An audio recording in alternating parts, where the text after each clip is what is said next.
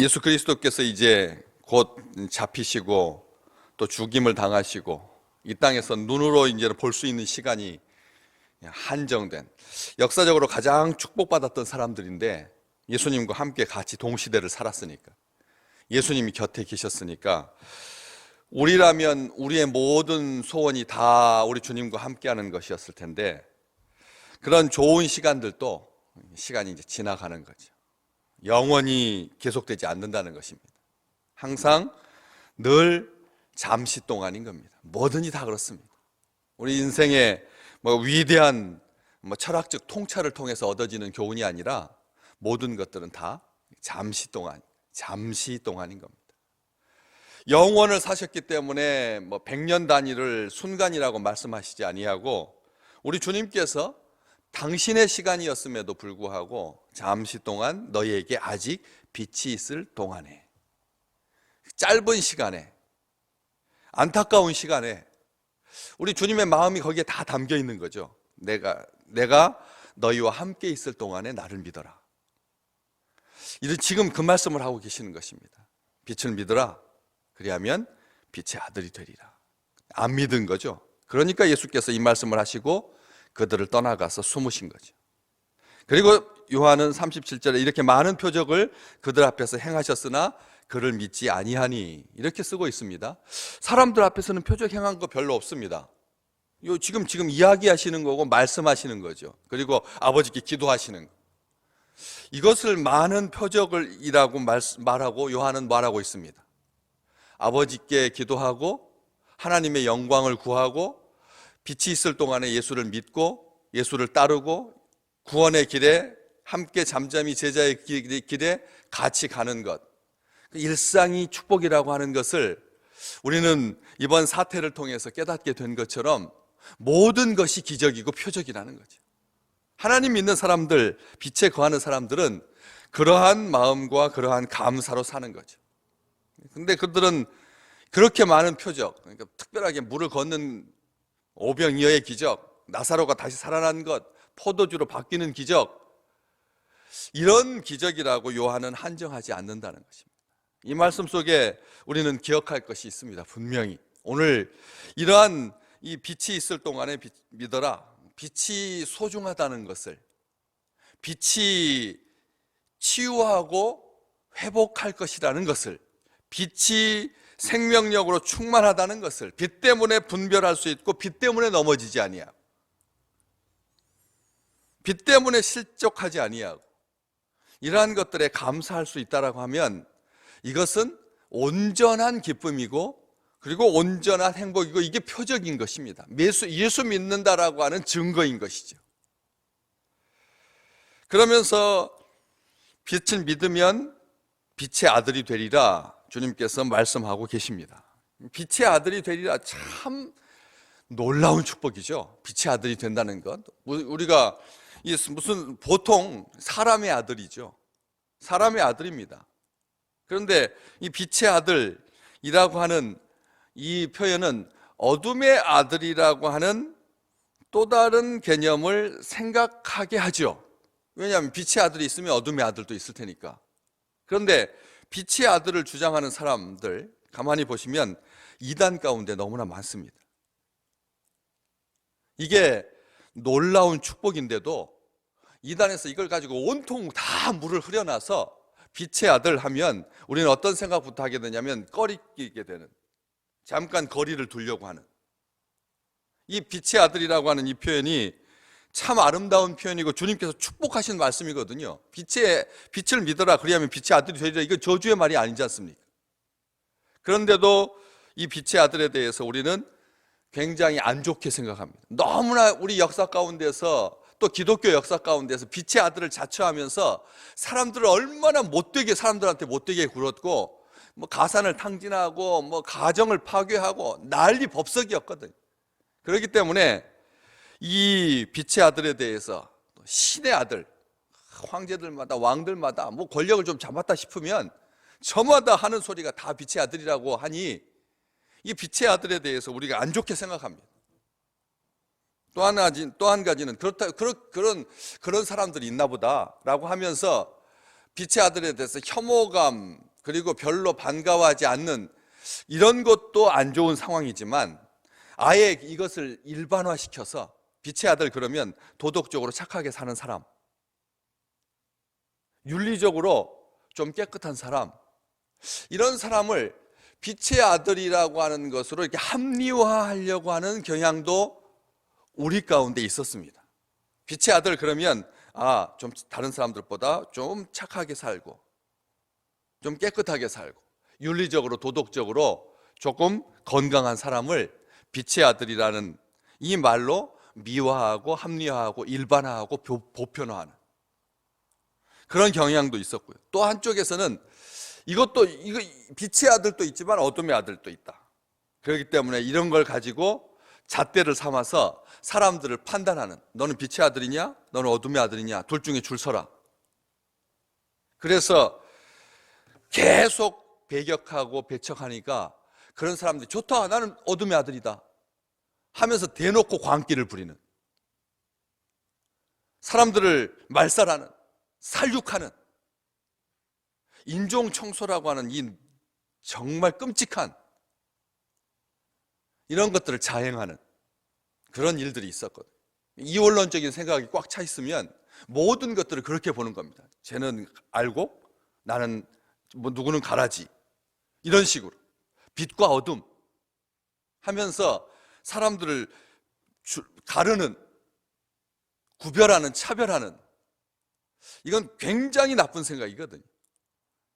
그런데 이러한 인류의 역사, 예수님의 말씀에 대한 오해인 거죠. 빛의 아들이 된다라고 하는 말, 우리 가만히 생각해 보십시오. 빛의 아들이 된다라고 하는 말은 생명의 빛에 거하고 구원의 길을 걷고 복음을 위해서 일하고 또 열매가 있고 빛의 아들이니까, 빛의 아들이라는 말은 빛의 아들이니까 빛과 같이 사는, 밝게 사는, 투명하게 사는, 건강하게 사는, 하루하루 빛은 24시간 빛을 쬐면 그것은 저주라고 말씀드렸습니다. 그렇기 때문에 여름에는 높이 떠가지고 온 식물에 열매를 향하여서 쏟아질 듯 내리고, 봄과 가을에는 각도가 더 누워서 그래서 좀 부드러워지고, 겨울에는 아주 낮아서 좀 차갑고 하는 그런 변화무쌍한, 자기의 한계를 아는, 빛이 실제 자연의 빛일지라도 낮 동안만 비치고 밤에는 어둠에게 양보하고 물러나는, 빛이 가지는 속성들 많습니다. 이러한 것처럼 우리의 한계를 분명히 인식하고 내 살 동안이 짧다라고 하는 것을 알아서 그렇게 겸손하게 사는 것, 빛의 아들이죠. 빛의 아들이 된다는 말, 그런 거 많습니다. 신학적으로 요한이 빛의 아들은 의와 거룩함과 진실함이 있는, 요한복음을 읽으면 빛의 아들의 삶의 모습이 딱 들어옵니다. 요한복음은 처음부터 빛의 복음이거든요. 요한복음은 처음부터 독수리 복음, 빛을 직시하고 빛의 아들로 사는, 빛의 자녀가 된 그 축복을 요한은 분명하게 그리고 있거든요. 때문에 근심의 밤을 이기는, 절망의 밤을 이기는, 사망의 밤을 이기는 놀라운 생명력으로 가득한 것이 빛의 아들이겠죠. 빛의 아들이라고 하는 말이 다른 사람들을 쏘아붙이는, 피부를 다 태우는, 다 건조시켜가지고 여의도 면적의 36배가 불타버리는 그런 측면을 말하고 있는 것이 아니라, 빛으로 인하여서 이 세상이 누리는 온전한 하나님의 은혜, 이것을 말하는 거죠. 빛의 아들이 된다라고 하는 말은 어둠에 붙잡히지 않는, 빛 가운데 거하는 그런 말일 것입니다.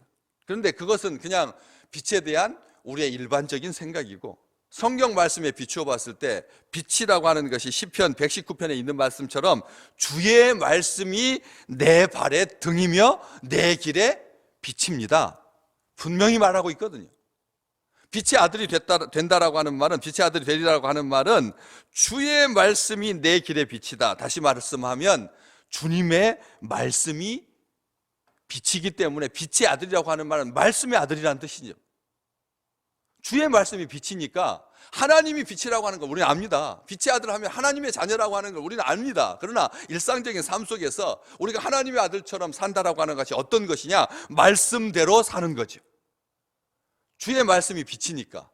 빛의 아들이라고 하는 말은 말씀의 아들이라는 뜻이죠. 아버지의 법을 지키고 아버지의 훈계를 즐거워하고 아버지로부터 나오는 것은 빛이 아닌 것이 없다라고 하는 것을 믿고, 오늘 하나님께서 우리에게 주실 것이 나를 죽이고 나를 시험하고 나를 못 살게 하고 하려고 주시는 것이 아니라 무조건 나를 사랑하시고 나를 기뻐하시는 그러한, 아버지는 어제나 오늘이나 영원토록 동일하시기 때문에 한결 같으실 것이다라고 하는 기대와 소망 가운데 사는 게 빛의 아들의 본분일 거 아닙니까? 오늘 우리는 빛의 아들로 삽니다. 반드시 그렇게 살아야 합니다. 여호와의 이름을 의뢰하는 자가, 그의 이름을 부르는 자가 하나님의 자녀인 것이죠. 아버지의 이름을 부르는 게 아버지의 아들이죠. 아버지밖에 나를 도와줄 분이 없다라고 하는 것을 믿고 아버지를 의지하는 것이 진정 아버지의 아들인 거죠. 형제를 사랑하고 진리를 따르고 영생을 누리고, 이게 다 빛의 아들의 모든 것입니다. 요한복음 3장 21절, 진리를 따르는 자는 빛으로 오나니, 빛의 아들이라고 하는 말은 진리를 따른다라고 하는 말입니다. 빛의 아들이라고 하는 말은 야고보서 1장에 나오는 것처럼 각종 좋은 은사와 온전한 선물이 위로부터 빛들의 아버지로부터 내려온다고 했거든요. 빛의 아들이라고 하는 말은 빛들의 아버지이신 우리 하나님으로부터 각종 좋은 은사와 온전한 선물을 위로부터 내려받는 사람인 것입니다. 우리는 이 땅에 삽니다. 어둠에 붙잡히기도 하고 어둠에 다니기도 하는 그런 사람들 가운데 섞여서 삽니다.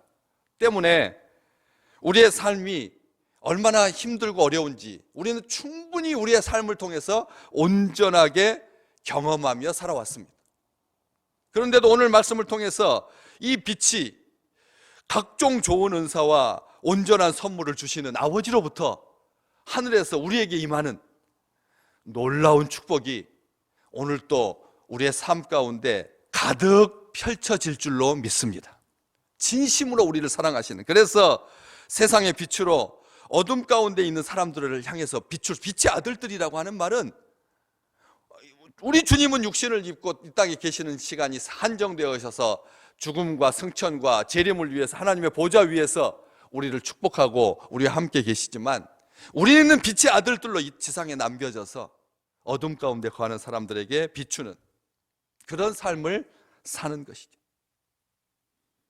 빛에 대해서 증거하는 빛의 아들들, 세례 요한이 빛에 대해서 증거하는 자로 살았던 것처럼, 또 사도 바울을 우리 주님께서 이방인들을 향한 그릇으로 뽑으셔서 이방의 빛을 삼아 땅끝까지 구원하게 하시려고 그를 사용하셨던 것처럼, 이방의 빛이 되게 바울을 세우셨던 것처럼 우리는 이 땅에 살면서 빛의 자녀의 본분을 다하면서 살 것입니다. 어두운 가운데서 불러내어서 기이한 빛에 들어가게 하신 이의 그 아름다운 덕을 선전하기 위해서 오늘 우리를 주셨으니, 오늘을 우리에게 주셨으니, 우리는 우리의 삶을 통해서 한결같이 빛의 아들들이 보이는 그런 위축되지 아니하고 빛의 아들들이 보이는 그런 한결성을 가지고 끊임없이 그런 아름다운 덕을 선전하고 하나님을 기뻐하면서 하늘로부터 무수한 하나님의 복이 우리 믿음의 식구들과 기업과 가정과 이 땅 가운데, 열방 가운데 가득할 줄 믿습니다. 축복하시는, 우리를 치유하시는, 우리를 회복하시는 빛의 아들들이 가지는 그 치유와 회복과 생명의 역사가 남다른 귀한 하루가 되시기를 주의 이름으로 축복합니다.